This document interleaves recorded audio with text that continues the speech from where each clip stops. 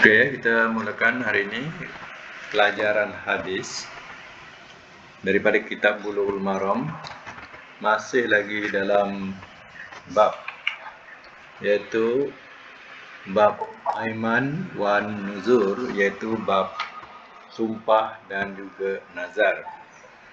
1405 ya. Nah, 1405 boleh teruskan. Siapa nak baca hari ini? Silakan. Okey. Sila.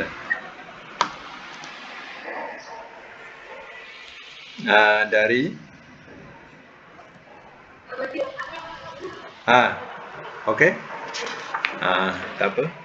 Okey, cantik. Silakan. Okey, silakan. Dah.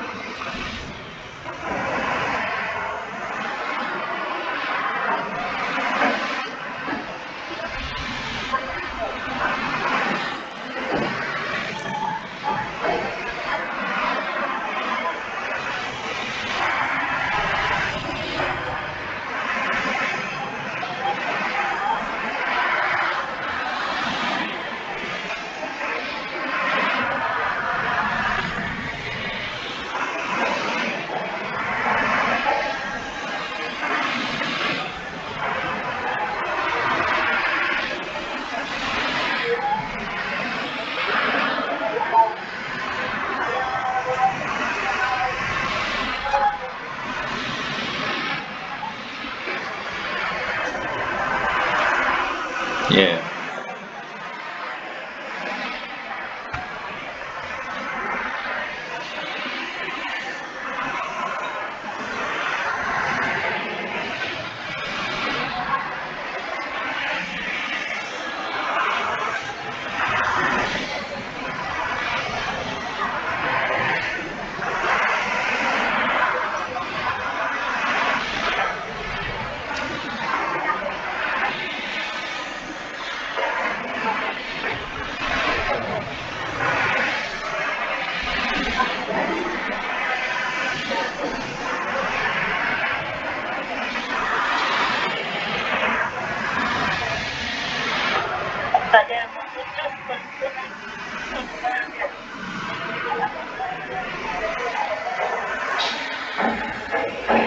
Ya. Satu lagi ya. 1406.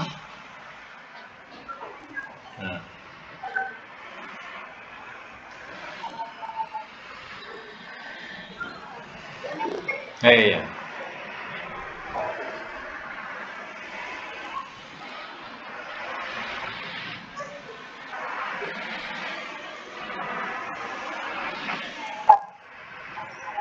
Baik, catatkan ya hadis. Catatkan. Hadis 1405 1406. Sekalikan. Hadis sah.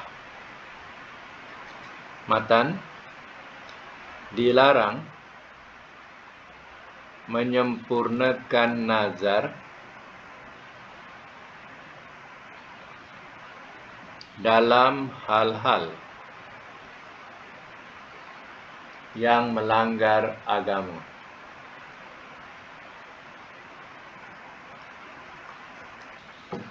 Hukum tidak sah.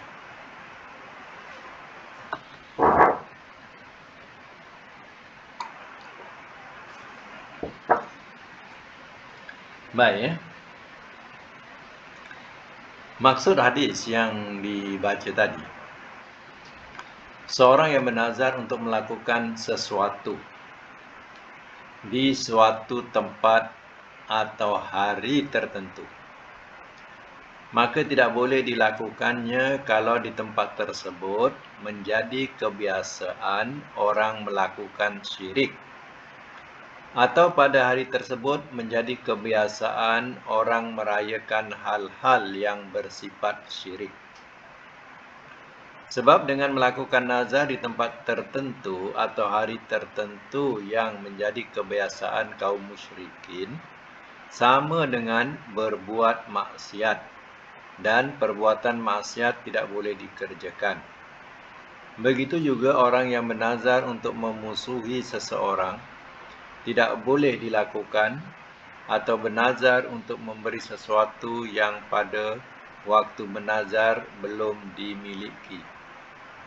Maka nazar demikian adalah batal. Jadi kita boleh tunaikan nazar, tetapi jangan kita bernazar di tempat-tempat yang biasa orang melakukan syirik. Kalau di tempat kita biasa bernazar di kuburan tertentu, macam ke Melaka pergi Pulau Besar, niat bernazar, bawa seekor kambing contohnya, bernazar untuk disembelih dekat dengan kuburan itu supaya dapat keberkatan dengan orang yang mati tadi, orang yang dekat dengan yang dalam kubur itu. Jadi hal-hal itu adalah syirik. Jadi kalau seandainya ada jamuan di situ, kita tak perlulah serta dalam jamuan itu. Sebab kita tahu perbuatan itu memang dekat dengan syirik. Kita tahu. Jadi hal-hal yang macam itu jangan kita lakukan. Ataupun kita bernazar, kalau aku dapat pisahkan sipulan dengan sipulan tu, mana nak memutuskan perhubungan ataupun silaturahim, dia bernazar nak sembelih seekor kambing. Kalau berjaya dia memisahkan dua laki isteri itu, dia nazar. Hal-hal macam ini jangan buat.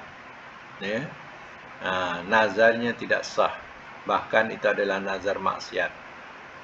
Begitu juga nazar, kita nazar, tapi nazar itu belum kita miliki, barang yang bukan kita miliki, itu pun tidak boleh. Jadi begitulah, kena faham tentang hal nazar ini. Baik, 14.07, silakan. Buka mic yang nak baca Silakan. Saya baca, Ustaz. Silakan.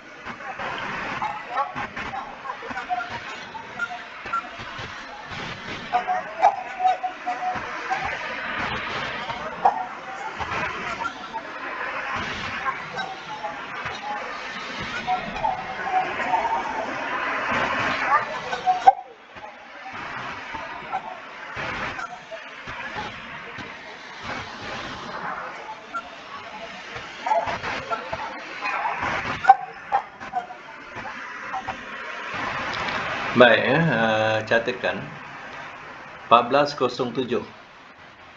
Hadis sah. Matan nazar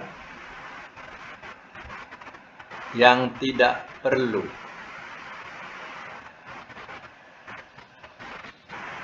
Nazar yang tidak perlu, boleh dibatalkan dan diganti dengan yang lain.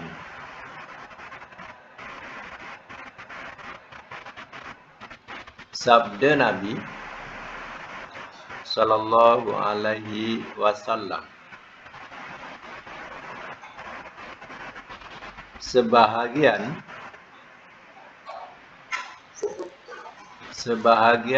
dari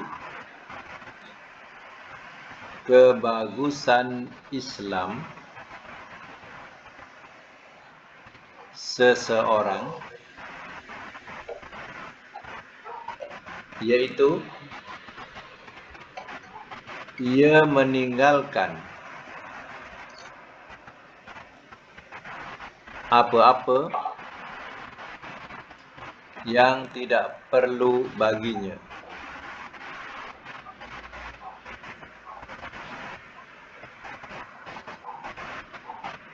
Nokta. Hukum sebagai satu ketentuan.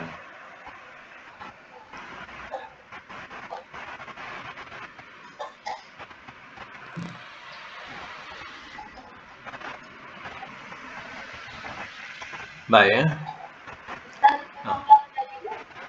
Ulang matan ya. Okey. Matan dia, nazar yang tidak perlu, koma, boleh dibatalkan dan diganti dengan nazar yang lain. Kejap ya. Kejap.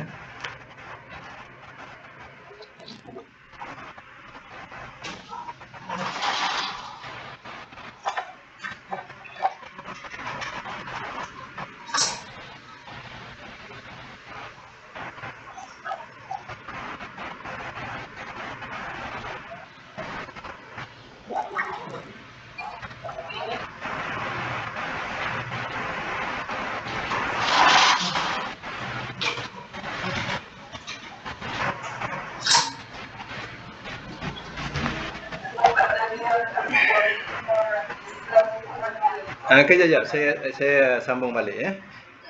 Matan dia, nazar yang tidak perlu, koma, boleh dibatalkan dan diganti dengan nazar yang lain. Sabda Nabi SAW, sebahagian dari kebagusan Islam seseorang, sambung tu, sebahagian dari kebagusan Islam seseorang, yaitu ia meninggalkan apa-apa yang tidak perlu baginya. Hukum sebagai satu ketentuan. Baik. Ya, ada seorang ni, dia bernazar. Ya, kalau menanglah, ya, pasukan Islam dapat menakluki Mekah, aku bernazar nak solat di Baitul Maqdis. Jadi dia tanya dengan Rasul, ya, boleh tak saya solat di sana? Kata Rasul, solatlah di sini. Kan Baitul Maqdis dengan Mekah jauh, kan? Kapal terbang tak ada. Kalau naik unta tak tahu apa hari baru boleh sampai sana. Kata Rasul, buatlah di sini. Dia tanya lagi sampai 3 kali. Ya, yang ketiga Rasul jawab apa? Ya, buatlah. Suka. Maknanya, ikutlah kehendak kamu. Terserah pada kamu. Bahasanya macam itulah. Terserah pada kamu. Benda yang senang, boleh solat kat sini, buat apa nak solat kat sana? Jauh-jauh. Ya. Jadi artinya, ya, hal yang macam ini, kita boleh ganti. Ya, boleh ganti, ya, di tempat yang menyenangkan. Sebab itu dalam hadis lain diterangkan sebaik-baik Islam seseorang ialah dia meninggalkan apa yang tidak perlu baginya. Ya. Jadi Rasul suruh solat hahuna. Hahuna ni maknanya di sini. Di sini tu di Mekah lah. Solat sajalah di sini. Ya. Sampai 3 kali orang tu tanya, Kalau macam tu terserahlah pada kamu. Ya. Kalau tak menyusahkan kamu, terserahlah pada kamu. Bagi kita memanglah susah. Antara Mekah dengan Baitul Maqdis berapa jauhnya? Ya. Nabi pergi sana pun naik buruk. Ya. Sampai ke Baitul Maqdis naik buruk. Ya. Ini pula dia nak solat kat sana. Ya. Nabi nasihatkan kat sini, dia nak juga kat sana. Terserahlah. Ya. Okey, lagi hadis 1408. Siapa nak baca? Silakan. Buka mic.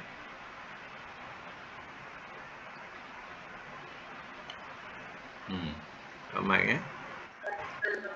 Okey, An Abi.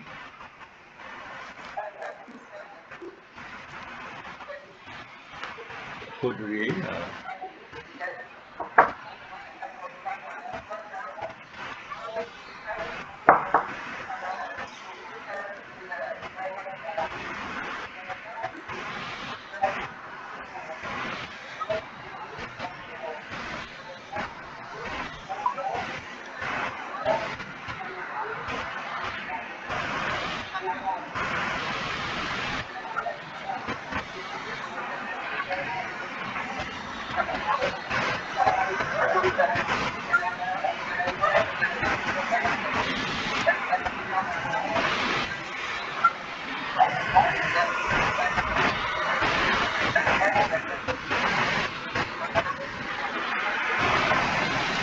Baik ya, catatkan hadis sah.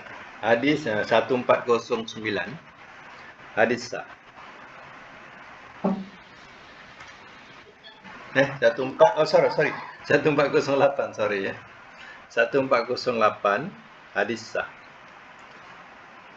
Matan, boleh bernazar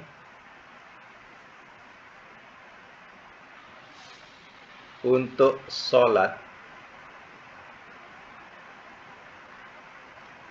atau iktikaf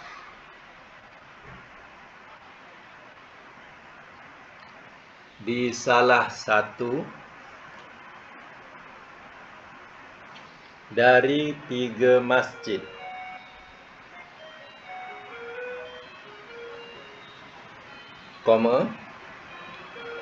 Masjidil Haram,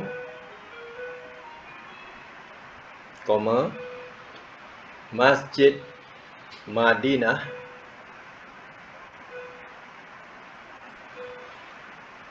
dan Masjidil Aqsa.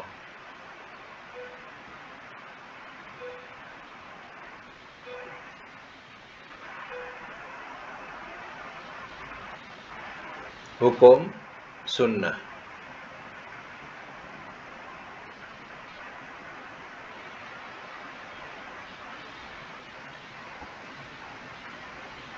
Baik. Kalau dibaca pada hadis tadi, janganlah melakukan perjalanan yang susah payah kecuali 3 masjid. Masjidil Haram, Masjidil Aqsa, dan Masjidku. Masjidku tu Masjid Nabawi lah, Masjid Nabi di Madinah.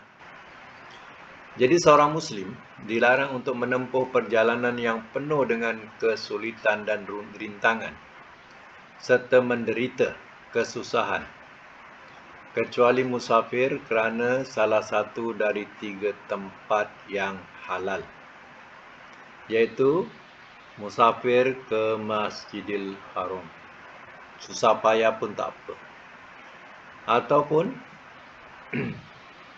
Masjidil Aqsa, ya, walaupun dengan susah payah, ataupun Masjid Nabawi, Masjidi haza, masjidku ini, kata Nabi, iaitu Masjid Nabawi yang ada di Madinah. Kalau sengaja nak mensusah payah, ya, nak panjat gunung Everest, ya, kalau mati apa, ya, panjat gunung Everest contohnya, susah payah, ya, apa yang dapat, ya, Nak dapat nama kan nak dapat pahala.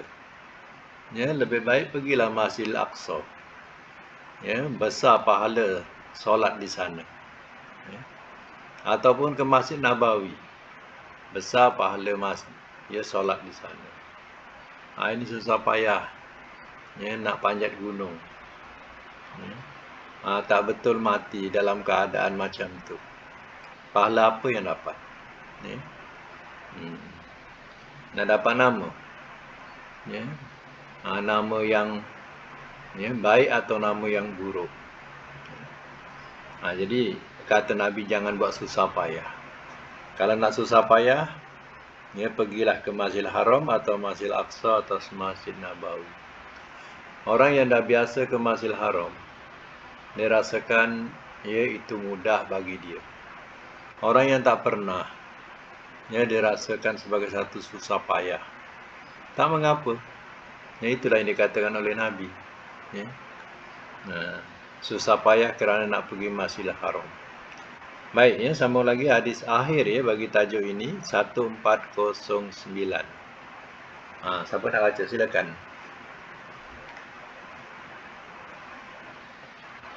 Buka mic silakan. Atau orang yang sama tadi?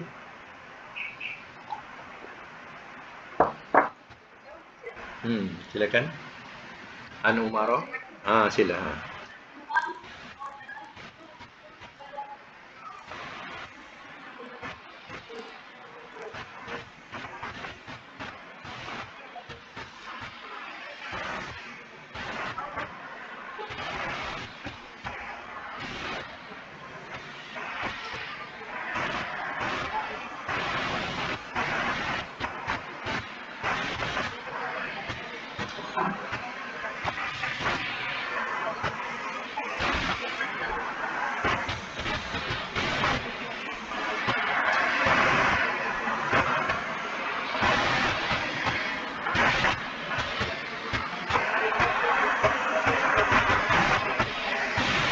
Satu 1409 catatkan hadis sah.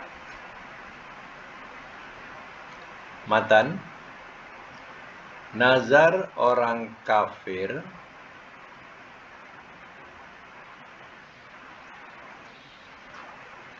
yang tidak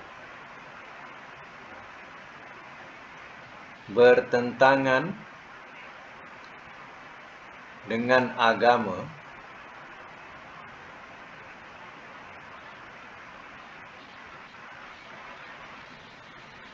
lalu orangnya masuk Islam,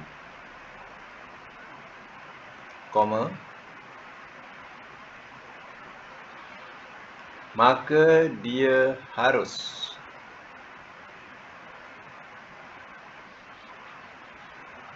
melaksanakan nazarnya itu.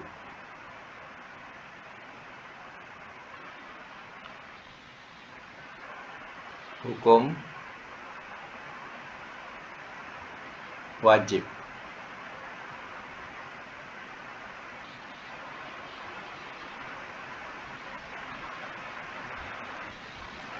Dalam hadis ini, orang ni zaman jahiliyah, dia belum Islam lagi, tapi dia bernazar nak berintikaf semalam di Masjidil Haram.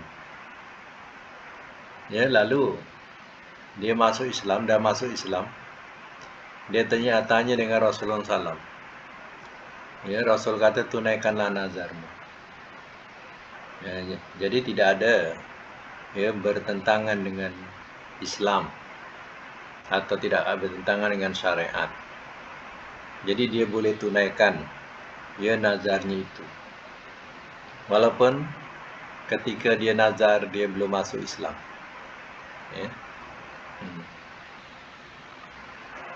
Contohnya misal kata seseorang yang belum masuk Islam, dia kata kalau aku dapat masuk Islam, mana dia nak masuk Islam ni susah. Sebab apa? Ikatan tarikan daripada keluarganya. sukar dia nak keluar daripada keluarganya dan sukar untuk dia meninggalkan agama moyang-moyang mereka. Jadi bila dia bernazar, kalau aku dapat masuk Islam, aku nak beriktikaf di Masjidil Haram semalam. Contohlah macam tu. Maka dia pun dapat masuk Islam dengan mudah, dengan izin Allah, dimudahkan perjalanannya, dan dia boleh tunaikan niat atau nazar itu untuk dia beriktikaf satu malam di Masjidil Haram. Itu habis mengenai tentang bab mengenai sumpah dan nazar. Jadi Nabi pun memberitahu, tak ada hutang jangan buat hutang. Apa maksudnya? Nazar ni ialah orang yang buat hutang. Tak ada hutang, dia buat hutang. Jadi kalau tak penting sangat, tak payahlah bernazar. Kecuali penting sangat. Sebab salah ke kita bernazar? Tak salah. Tapi janganlah dikatakan tak ada hutang buat hutang. Itu maknanya. Jadi kalau penting sangat, mengharap sangat, bernazarlah. Tak ada salahnya. Itu istilah nazar. Kalau tak ada hutang, jangan buat hutang. Kecuali penting. Kita nak mengharap sangat sesuatu, susah sangat kita punya harapan tu. Lalu kita pun nazar. Nazar pula dapat pula apa yang kita niatkan, maka tunaikanlah nazarnya. Tapi syaratnya ingat, nazar-nazar jangan nazar yang maksiat.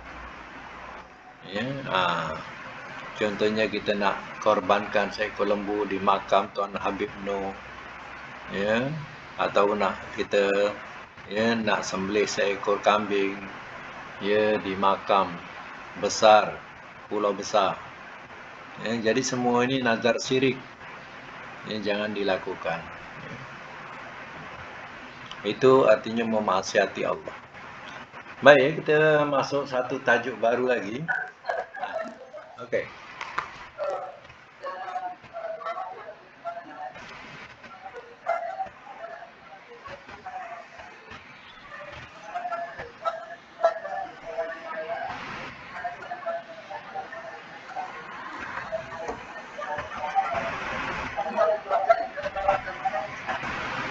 Ya, kifarah sudah diberitahu dulu,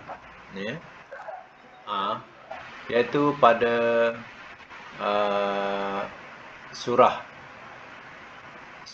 suratul Maidah ke suratul An'am, ayat 39. Tu maknanya kita kena bayar kifarah kalau kita tak dapat nak melaksanakan atau nazar tu nazar maksiat, maka kita bayarlah kifarah. Jadi kifarah tu tengok sendiri pada surah Al-Maidah, ayat 39, 39. Ada siapa ada catat itu? Tak ingat juga. Catatan dulu gitu.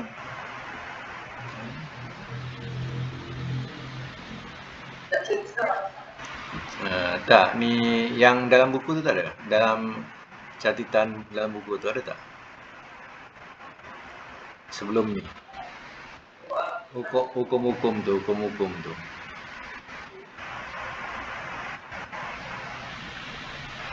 Oh, Maidah tak ada. An'am, cuba An'am.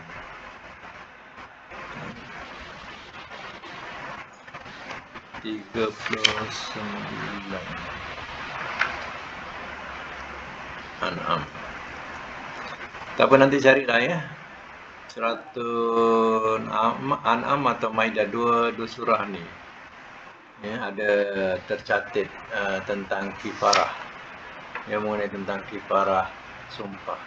Ya. Okey ya. Kita sekarang ni masuk satu bab baru ya. Nama bab ini dikatakan Babul Qadai.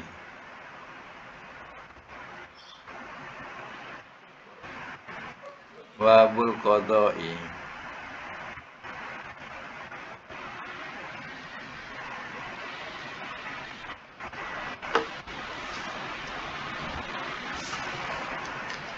Bab ya pengadilan.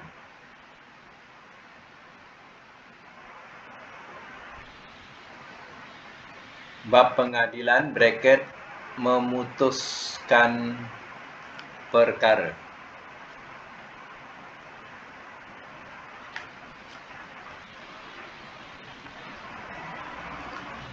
Qada ya daripada perkataan qadi. Ingatkan qadi. Qadi, qadi ni maknanya dulu kita panggil qadi. Ya, sekarang qadi dia bertaraf hakim. Jadi tak ada qadi lagi dah. Ya, dah bertaraf hakim. Jadi sekarang ni hakim syar'i. Atau ya, dalam Islam disebut sebagai hakim. Ya. Kalau ya, dalam sivil hakim juga. Jadi ya, hakim ni dia punya power, ya, power dia besar. Maknanya keputusan dia ya kena dipatuhi. Sama ada engkau pangkat besar ke, pangkat kecil ke, rakyat biasa ke, ya, bila hakim dah putuskan, maka ya, semua kena taat setia, kena akur. Ini power ya seorang hakim. Ya. Walaupun kau ketua negara, ya, kalau hakim dah putuskan salah, ya, tetap salah. Macam itulah peranan hakim. Ini dikatakan babul qada. Ya. Baik, siapa nak baca? Hal ni nak tahu juga. Okey, silakan.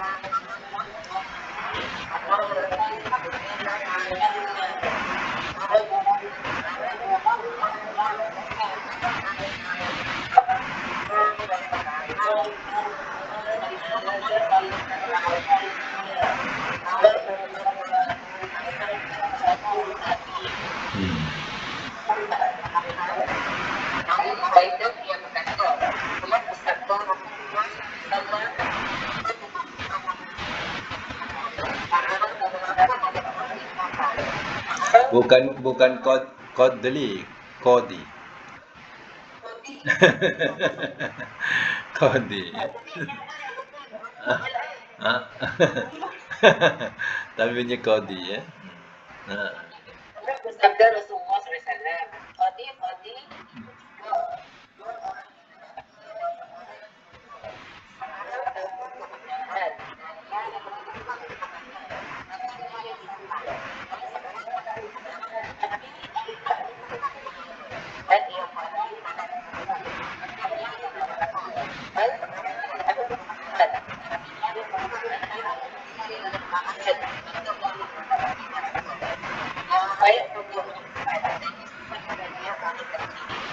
Okey, catatkan ya, hadis 1410. 1410 hadis sah. Matan menganjurkan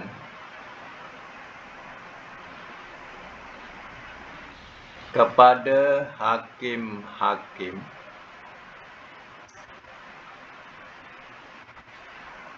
supaya berlaku jujur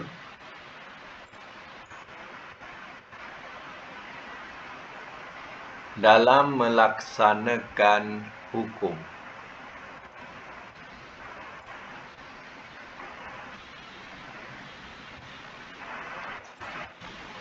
Itu matan. Hukum lil irsyad. Lil irsyad. Ini untuk pimpinan.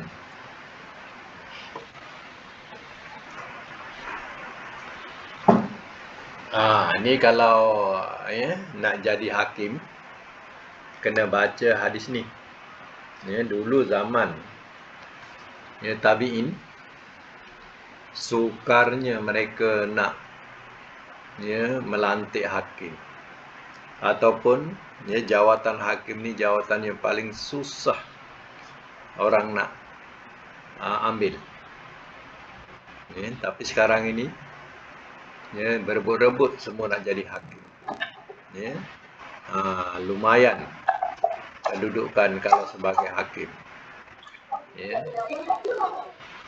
Dia pandang hebat oleh orang. Seandainya ia jadi seorang hakim dan digeruni hukumannya oleh orang-orang yang bersalah.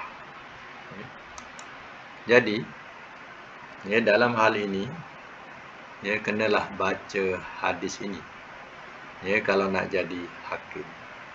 Kata Nabi, 3 hakim, 2 masuk neraka, 1 masuk surga. 10 orang hakim, 3 saja yang masuk surga, yang lain tu masuk neraka. Sebab itu jawatan ni sukar dalam kalangan tabi'in, dalam kalangan imam-imam mazhab dulu, nak mencari hakim ni sukar. Mereka sebenarnya takut kepada Allah, takut azab Allah. Bukan sebagaimana jawatan ini sekarang ni berebut-rebut untuk diisi. Jadi kena ingat, bagaimana yang dikatakan 10 hakim, 3 masuk surga saja. Kalau 3 hakim, 2 masuk neraka, 1 masuk surga. Baik. 1, hakim yang benar-benar tahu kebenaran, melaksanakan kebenaran, maka dia akan masuk syurga. Nak cari yang nombor 1 ni. Dia tahu kebenaran, dijatuhkan hukum dengan kebenaran itu, maka dia akan masuk ke syurga. Tapi hakim yang kedua, dia mengetahui kebenaran tapi tidak memutuskan perkara, tidak memutuskan perkara, tidak melaksanakan kebenaran tersebut. Tetapi dalam yang kedua ni, hakim yang mengetahui kebenaran tetapi dalam memutuskan perkara tidak melaksanakan kebenaran tersebut, maka dia masuk ke neraka. Dia tahu kebenaran tapi dia tak laksanakan kebenaran itu. Kemungkinan tekanan-tekanan daripada pihak-pihak atasannya lagi. Dia sudah tertekan dengan desakan pihak-pihak atasan lagi, sehingga dia tidak memutuskan yang benar itu benar. Kerana apa? Nak jaga kedudukan. Ingat, ini hakim akan masuk neraka. Hakim yang ketiga ni ialah hakim bodoh. Ya, hakim ni bodoh. Ya, dia tidak tahu kebenaran. Sehingga kalau memutuskan perkara, dia buat suka hati dia. Ya, terkadang orang yang benar dijadikan salah. Dia suka hati dia. Ya. Ataupun kita tidak sedari, dia ni kaki mabuk. Jadi bila memutuskan perkara, ikutlah nafsu dia saja. Teraniayalah nampaknya. Orang-orang yang tak bersalah mungkin lepas, orang yang bersalah, ya, orang yang patut bersalah lepas, orang yang betul, kadang disalahkan. Ini susah kalau macam ini. Ini dikatakan di sini kalau nak tahu, hal hakim. Jadi kita dah masuk bab hakim ni, kita tahulah, janganlah nak bermegah. Tanggungjawab di depan Allah, ya Allah, cukup besar. Sebab Allah itu Al-Hakim. Allah itulah yang hakim sebenar-benarnya. Jadi manusia-manusia yang bergelar hakim, maka dia kena takut kepada azab Allah. Kalau tak takut, tanggunglah akibatnya bila berdepan dengan Allah nanti. Hinakah atau muliakah di depan Allah nanti? Tanggunglah. Walaupun di dunia disanjung, diagungkan. Kan neraka itu lebih awal buat dia daripada orang lain. Ini besarnya tanggungjawab kalau nak jadi hakim.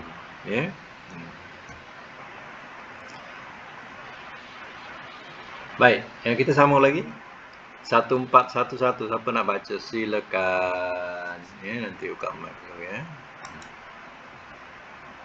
Okey, buka mic.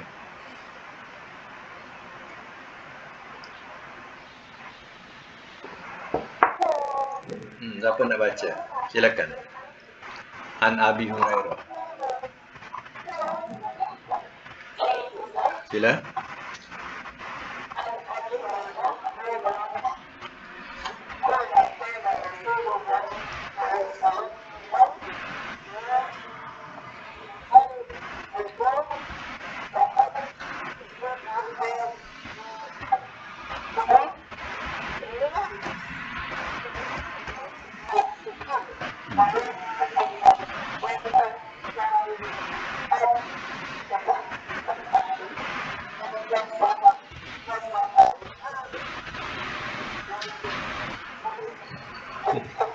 Tak tahu baca je lah.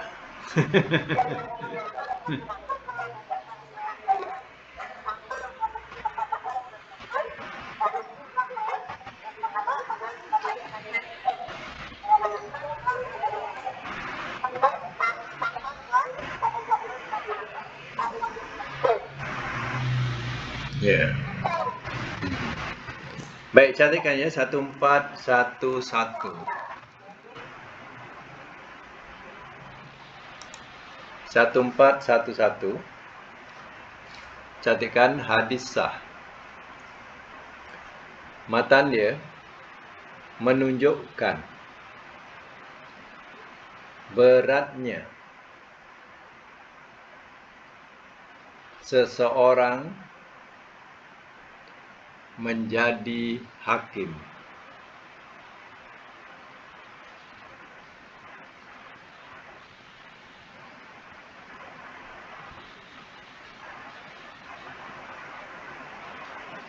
Saya ulang, matan dia menunjukkan beratnya seseorang menjadi hakim. Hukum lil irsyad.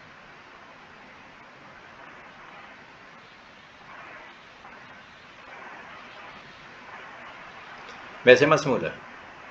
Hadis pendek je. Man wuliyal qada'a faqad zubiya bi ghairi sikkin.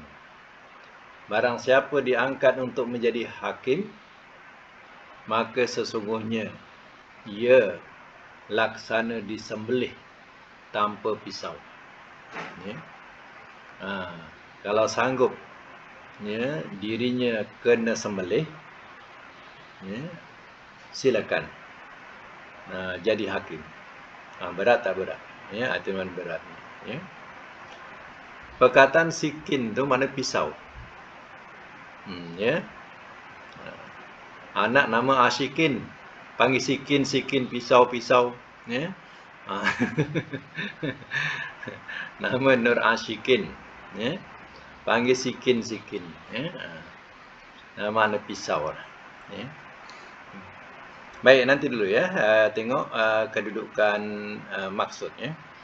Seseorang yang diangkat menjadi hakim, sesungguhnya ia menghadapi jalan yang sangat berbahaya. Sebab bila dia memutuskan perkara salah disebabkan kebodohannya, maka ia tergelincir kepada jalan kebinasaan. Kerana itu, seseorang yang diberi amanah menjadi hakim seolah-olah seperti orang yang disembelih tanpa pisau. Sebab di depannya adalah jalan yang menghantarkan dirinya ke tempat yang berbahaya. Ya. Jadi kalau nak jadi hakim, ingat neraka. Kalau takut neraka, hukumlah, ya, dengan bijaksana. Hukumlah dengan adil. Hukumlah dengan ilmu. Ya, jangan ikut hawa nafsu. Kesian orang. Orang yang dihukum, kesian. Ya. Baik, untuk makluman yang kifarah tadi, saya dah jumpa ayat ni. Ayat surah Al-Ma'idah. Al-Ma'idah ayat 89. 89 ya. Carikan. Jadi kalau sendiri boleh baca, ya, maknanya di sini diterangkan, ya, kifarah, sumpah ni, iaitu memberi makan 10 orang miskin pertengahan apa yang kamu makan, kamu memberi makan ahli kamu. Maknanya kifarahnya kena, ya, memberi makan 10 orang miskin.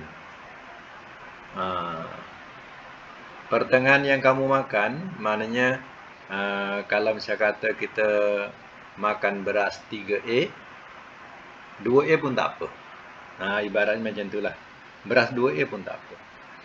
Atau memberi pakaian mereka, atau memerdekakan seorang hamba.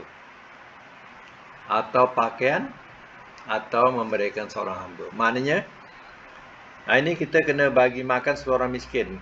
Ataupun kalau tak dapat, bagi pakaian seorang satu pakaian, ya, contohnya satu kain pelekat seorang.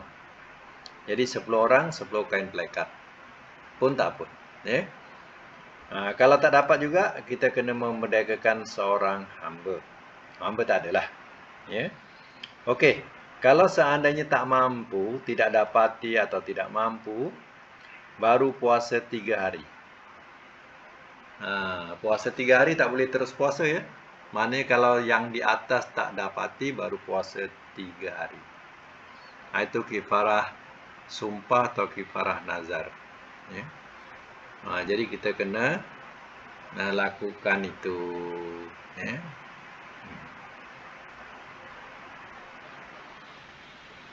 Contohnya kita nak bernazar, ya, puasa sebulan. Pun semangat puasa sebulan. 3 hari pun dah bengkok, sebulan pula nak puasa. Ya, seandainya badan tidak mengizinkan, ya, maka kita kena bayar kifarah lah. Jadi kifarah sumpah tu, ya. Jadi macam itulah, begitu juga dengan nazar pun macam tu juga, ya. Itu kifarah sumpah atau nazar. Tengok ya ayat surah Al-Ma'idah, yang saya sebutkan tadi, ya. Ayat yang ke